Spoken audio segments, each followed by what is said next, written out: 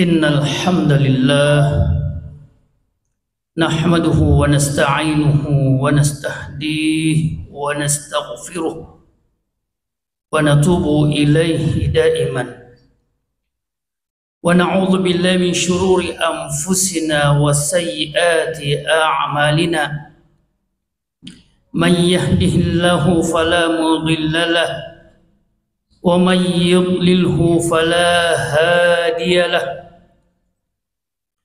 أشهد أن لا إله إلا الله وحده لا شريك له وأشهد أن محمدا عبده ورسوله لا نبي ولا رسول بعده اللهم صل على محمد وعلى آله وصحبه إلى يوم لقاء الله وبعد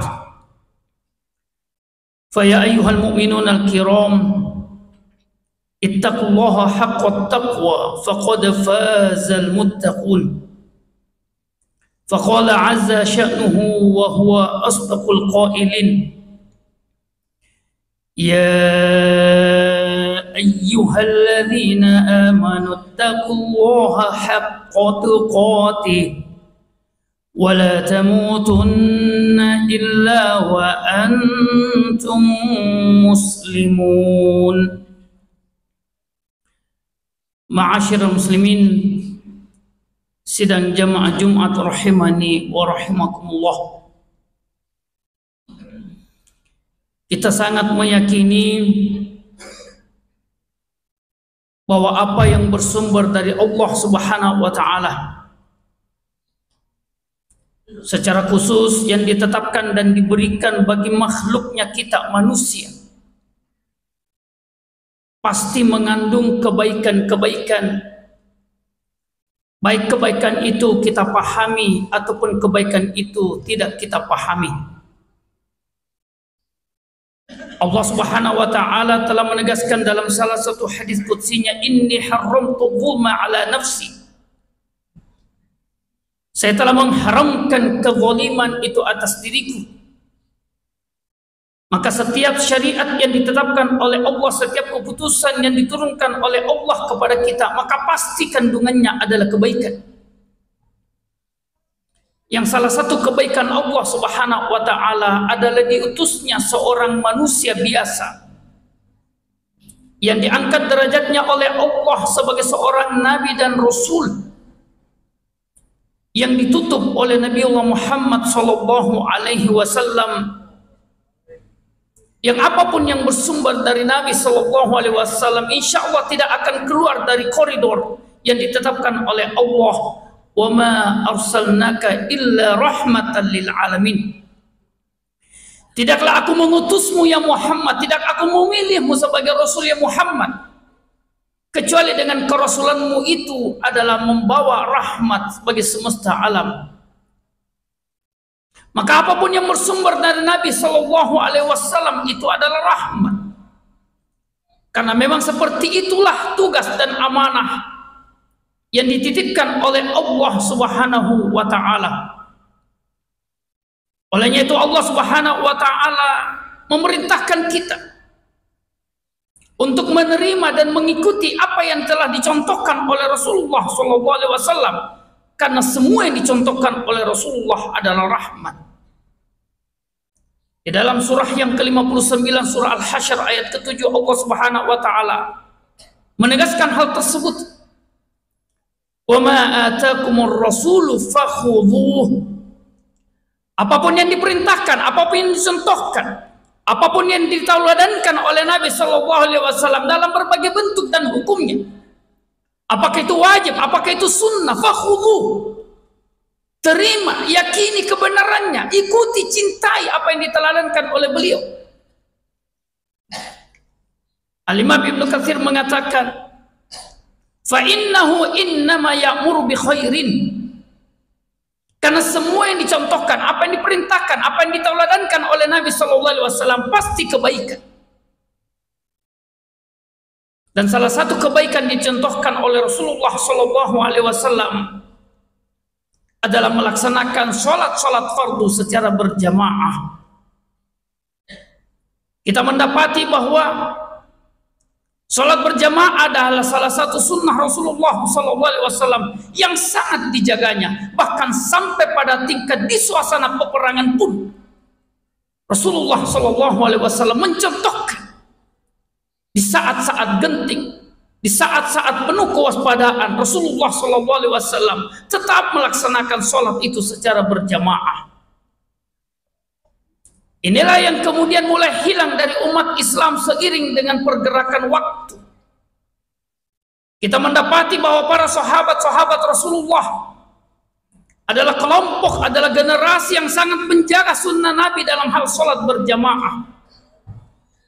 Karena kita mendapati bahwa para sahabat sangat meyakini bahwa tidaklah Rasul mencontohkan dan tidaklah Rasul memerintahkan kecuali dalam perintah dan contoh tersebut banyak kebaikan. Baik kebaikan itu kita pahami ataupun kebaikan itu kita tidak pahami. Sahabat Abdullah bin Mas'ud radhiyallahu taala anhu mengatakan atau meriwayatkan sabda Rasulullah sallallahu alaihi wasallam, tidaklah seseorang itu berwudu lalu kemudian menyempurnakan wudunya di rumah untuk kemudian dia berniat untuk mendatangi masjid dari masjid-masjid Allah Subhanahu wa taala, illa kataballahu lahu, kecuali Allah Subhanahu wa taala menetapkan, memberikan kepadanya di setiap langkahnya, Allah menghapus, Allah memberikan satu pahala, wa yarfa'u biha darajah, dan Allah akan mengangkat derajatnya dari setiap satu langkah yang dia lakukan. Wa yakhtu biha bi khutwatihi khati'atan, dan Allah Subhanahu wa taala menghapus dari satu langkah yang lainnya satu dosa yang telah ia lakukan. Maka ketika kita mengambil wudhu di rumah dengan berniat untuk mendatangi rumah Allah melaksanakan sholat berjamaah, maka Nabi SAW menjanjikan satu langkah yang kita lakukan akan menambah satu pahala, akan mengangkat satu derajat untuk kita, dan langkah lainnya akan menghapus satu dosa. Maka tidak terbayang bagaimana tingginya derajat kita, bagaimana besarnya pahala kita, bagaimana banyaknya dosa-dosa kita yang diampuni oleh Allah dari setiap kita mendatangi rumah Allah untuk melakukan sholat berjamaah. Dan Allah Subhanahu wa taala dalam hadis yang diriwayatkan oleh Imam Al-Bukhari juga telah berfirman, "Wa ma yataqarraba ilayya 'abdi bin nawafil hatta uhibbah." Kalaupun kita mengatakan bahwa salat berjamaah itu adalah sunnah, maka Allah Subhanahu wa taala mengatakan tidaklah seorang hamba-Ku itu menjaga yang sunnah kecuali Aku akan mencintainya. Dan di dunia ini, apakah yang menjadi target terbesar dari kita kecuali mendapatkan cinta Allah Subhanahu wa taala? Melalui sholat berjamaah di masjid kita pun akhirnya bisa saling cinta mencintai. Dari pertemuan karena iman, dari pertemuan karena kebaikan, yaitu sholat berjamaah, kita pun akhirnya bisa lebih mencintai saudara kita yang kita yakini keimanannya ternyata tinggi dari kehadirannya dalam melaksanakan sholat berjamaah. Maka ma'asyiral muslimin rahimani wa rahimakumullah, maka kita harus membangun satu paradigma yang utuh terkait dengan tuntunan Rasulullah SAW dalam segala dimensi yang ditinggalkannya. Termasuk dalam hal ini adalah menjaga tuntunan beliau melaksanakan sholat berjamaah, yang tentu saja dalam kesempatan yang terbatas ini khatib tidak mampu untuk mengulas satu persatu keutamaan, kebaikan, fadilah dari mendatangi rumah Allah Subhanahu wa taala untuk melaksanakan sholat berjamaah. Bahkan dalam salah satu hadisnya Nabi Allah Muhammad SAW pun pernah mengecam dan pernah berkata, seandainya ada yang menggantikan Aku untuk memimpin sholat, sungguh Aku akan berkeliling mendatangi rumah-rumah yang tidak memiliki uzur, lalu kemudian tidak mendatangi rumah Allah untuk sholat berjamaah.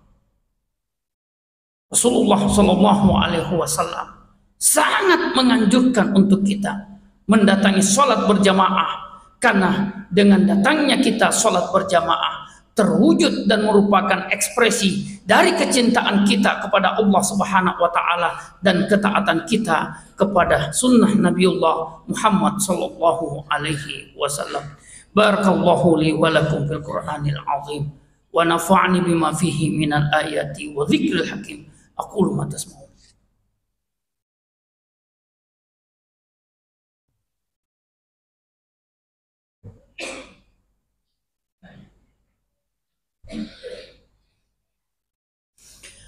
Alhamdulillahi wa kafa. Salatu wassalamu ala Rasulillahil Mustafa wa ala alihi wa sahbihi wa mawalah. Ashhadu an la ilaha illallah wahdahu la syarika lah wa ashhadu anna Muhammadan abduhu wa rasuluh. Syahadatul lati tunjina yawman la yanfa'u malu wala banun illa man atallaha biqalbin salim. Allahumma salli ala Muhammadin wa ala ali Muhammad kama sallaita ala Ibrahim wa ala ali Ibrahim innaka Hamidum Majid. Ma'asyiral muslimin sedang jamaah Jumat rahimani wa rahimakumullah. Sebuah ungkapan berkata, al-jaza'u min jinsil amal. Pahala itu tergantung daripada berat ringannya pekerjaan kita. Pahala itu sangat bergantung pada mujahadah kita dalam melakukan suatu ibadah. Semakin berat ibadah itu kita lakukan, maka semakin besar pahala yang akan diguyur oleh Allah Subhanahu wa Ta'ala. Semakin besar godaan untuk kita melakukan suatu kebaikan, maka semakin tinggi derajat yang akan diberikan oleh Allah Subhanahu wa Ta'ala. Pada saat Nabi Allah Muhammad SAW meninggalkan sunnahnya untuk melaksanakan sholat berjamaah, tentu hal itu berdasarkan pengetahuan dan izin Allah Subhanahu wa Ta'ala. Wa ma yantiqu 'anil hawa in huwa illa wahyun yuha. Di dalam surah An-Najm ayat 3 dan 4 Allah Subhanahu wa Ta'ala menjanjikan bahwa tidaklah satu perkataan dari Muhammad SAW bersumber dari hawa nafsunya, kecuali apa yang dia sabdakan pasti berasal dari tuntunan Allah Subhanahu wa Ta'ala. Maka pada saat Nabi Allah Muhammad SAW meninggalkan sunnah sholat berjamaah, Allah tahu, Allah mengerti bahwasanya manusia kita ini akan memiliki uzur, akan memiliki godaan, akan memiliki kesulitan-kesulitan. Tapi Allah tetap membiarkan Nabi Allah Muhammad SAW untuk meninggalkan kita sunnah tersebut. Pertanda bahwasanya Allah Subhanahu wa Ta'ala akan memantau setiap uzur dan kesulitan kita dan mempersiapkan pahala yang sesuai, yang disesuaikan dengan kesulitan-kesulitan kita dalam mengerjakan kebaikan tersebut. Ma'asyiral muslimin rahimani wa rahimakumullah. Allah sangat tahu kadang-kadang kita memiliki uzur terkait dengan pekerjaan. Allah sangat mengerti kadang-kadang kita terganggu kesehatannya. Allah juga sangat paham bahwa terkadang iman kita sedang turun. Tapi disitulah mujahadah, disitulah perjuangan kita sebagai seorang mukmin, sebagai umat Muhammad SAW. Al-jaza'u min jinsil amal. Semakin kita berat untuk melaksanakan kebaikan itu, tapi tetap kita laksanakan atas dasar cinta kepada Allah dan Rasulnya, maka semakin besar pahala yang akan dijanjikan dan diberikan oleh Allah Subhanahu wa Ta'ala. Olehnya itu mari kita bersama-sama bermunajah kepada Allah Rabbul Alamin agar kiranya Allah Subhanahu wa Ta'ala memberikan kekuatan dan keistiqomahan dalam iman kita, dalam ibadah kita, agar kiranya kita kembali kepada Allah Subhanahu wa Ta'ala dalam keadaan hidup kita telah menjadi bukti nyata bahwa kita memang tidak sekedar mengklaim dan membuat pernyataan kita cinta kepada Allah dan Rasulnya, tapi amalan kita, aktivitas kita, ibadah kita dapat kita persembahkan kepada Allah sebagai bukti bahwa memang kita telah tunduk cinta kepada Allah dan Muhammad sallallahu alaihi wasallam sebagai nabi dan rasulnya. A'udzubillahi minasyaitonirrajim. Bismillahirrahmanirrahim. Alhamdulillahi rabbil alamin hamdan syakirin hamdan na'imin hamdan yuwafi ni'amahu wa yukafi'u mazidah. Ya Rabbana lakal hamdu kama yanbaghi li jalalikal karim wa 'azimi sultanik. Allahumma inna nas'aluka bi kulli ismin huwa lak sammaita bihi nafsak anzaltahu fi kitabik 'allamtahu 'abdaka min 'ibadik ista'thartahu ala nafsik.